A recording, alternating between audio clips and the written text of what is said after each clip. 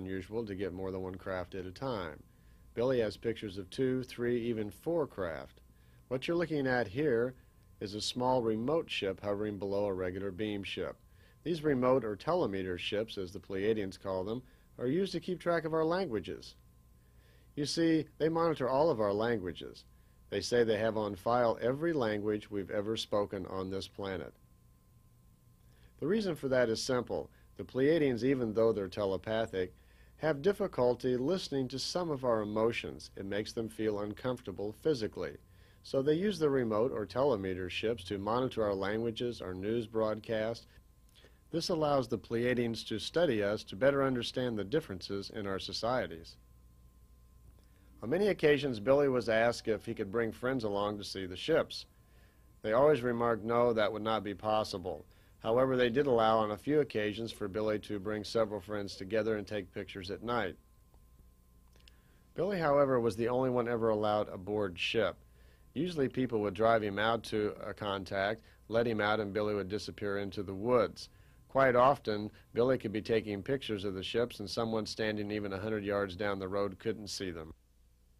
Billy quite often asked if it would be possible to visit other worlds, and are there other civilizations out there having the same problems that we are, and how are they doing at it? Well, Semyasi came one day and says, I've gotten permission to take you with me, and we're going to visit other galaxies. You're going to get to go aboard our very large mothership, if you want to call it that, and not only you're going to get to meet the leader of that, but we're going to take you to some other places. We want you to know, we want you to have your own truth about what's going on out there in that family of man that's spread all throughout the universe. This picture was taken from out the window of a beam ship by Billy. You can see the ship just in front of him in the bottom frame of the picture. The green color is caused by the atmosphere inside of the ship. Well, Billy was picked up, and he was taken on the ship with him. They went up to the large mothership that was in orbit somewhere around Jupiter at that time. While he was there, he got to meet Ptah. That's pronounced Ptah. And he is the leader, or one of the leaders, of the Pleiadian race. They have several. By the way, their leaders are a little different than ours. They're called YHWH, which means in the Pleiadian language, King of Wisdom. Ptah is an YHWH. This is a picture of Ascot, his teacher of earlier years. He was reunited with her again on the mothership that day. One of the rare pictures of the extraterrestrials. On this particular ride on the mothership, by the way, there was 140,000 people on the mothership living there. The ship was about 17 miles high and about 10 miles in diameter. Looked a little bit like 5 golf balls all hooked together. Well, the ship left our area of the galaxy and went to someplace else. They had something to show Billy. Billy and Semyasi got into one of the smaller ships, left the mothership, and went off on their own, because Semyasi wanted him to see what World War III looked like on another planet. When they got close to the planet, Billy was looking at the screens inside of the ship, and Semyasi was explaining to him that this planet down here is having problems similar to what's going on your own planet. One government against another, one nation, one brother against another. But it had gone a little farther on this planet. They were into their World War III. They were hurling giant missiles already at each other. Billy watched in terror almost on the screens as he saw people by the millions being killed. It was right in the middle of battle. He couldn't help asking Semyasi, why don't you interfere? Why don't you get involved? She said, this isn't our section of space, and there is another race of people, which she showed him on another screen, that lives in this area that will be involved soon. They said it's important for us to know that they feel we have our own right to grow on our own, that they're not going to interfere in our right to do whatever we want to with ourselves. They would defend the planet. They wouldn't let us blow the planet up. But we have our own free will to do with our lives as we want. However, on this world, it was coming close to seriously damaging it, and this race of people had decided that they were going to interfere. As Billy watched, Semyasi told him that the battle would end soon, that not any more would die, that within a few days they would come to their senses, the extraterrestrials who were in that area would make their presence be felt, and peace would come on that planet. But it would be peace on their own terms. It would be peace because they wanted peace. They would not be forced to by any extraterrestrials. As they watched on the screens, Billy noticed a runaway missile that had gotten off track, and it streamed right by the little ship they were in. And actually, it even rocked their ship a little bit. and Semjase had to grab the controls and get the ship back in control. It had bumped into the screens protecting the ship. As the very large missile hurled its way on out into space, Billy had to ask, are you going to allow that to happen? What's going to happen with that giant missile with that large warhead on it? She said, well, watch. Even as we speak now, Ptah's ship is doing something about it. What he watched, he said, or what he saw was a little strange. They have a way of dealing with things like that that's a little beyond our science.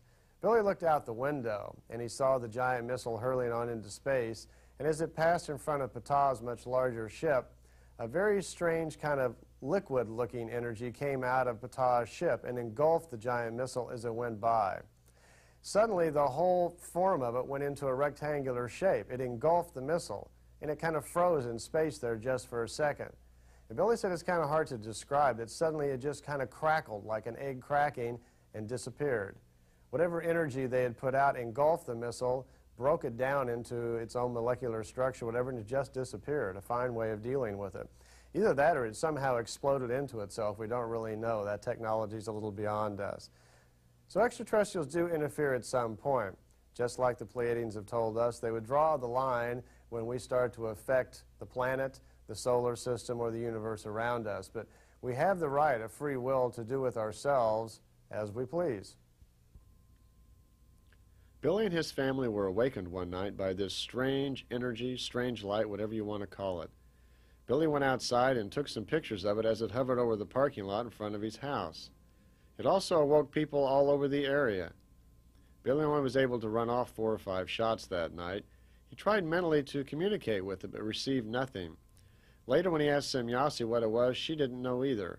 We could be looking at the first ever pictures of a collective consciousness, a group of people living in energy form. Man should know that the God force is quite simply that of creation, and that man also, either coming from the higher spiritual spheres or being elevated to those spheres after numerous terrestrial lives, is subject to creation and respectively complementary to it. The higher he soars, the greater becomes his power. However, one can never identify God separately from the creation, because God itself is a part of creation. If you had your own extraterrestrial to talk to, I'm sure you'd make a great list of questions to ask. High on my list, of course, would be, tell me a little bit about what you think of God. Do you have God on your planet, and do you have religion? What do you think of ours? You see, we've been confined to our planet all along here for several thousand years without influence from other races, as far as we know, and we've been left alone to kind of come up with our own forms of religion and belief structures. Of course, on this planet, you can travel to about any country and get a different idea of what religion or belief should really be. But what do the Pleiadians think, and what are their concepts? To begin with, what we call a universe, they call a creation. Now, their science is far more advanced than ours, obviously. So they've learned a lot of things about the universe, how it's come together and so forth, that we need to know. It ties right in with a discovery of who we are and what's really going on. The Pleiadians have what they call the laws of creation, the discovery of how life started and what a creation is. These are valuable things for us, and it's going to make a major change on our planet as these sort of new principles work their way into our society. How will we adjust to that? How will the church and other people adjust to information that comes from these type of sources when they tell us what they saw when Jesus Christ was crucified, when the pyramids were built, when Moses parted the Red Sea? Or did these things really happen the way that we've heard about them? Well, let's talk a little bit about the laws of creation. What are laws of creation? It's the rules that the Pleiadians have figured out that they live by to govern their lives, how the universe came about, and how they came about. It basically goes back a little bit almost to what we've learned about Eastern philosophy a little bit.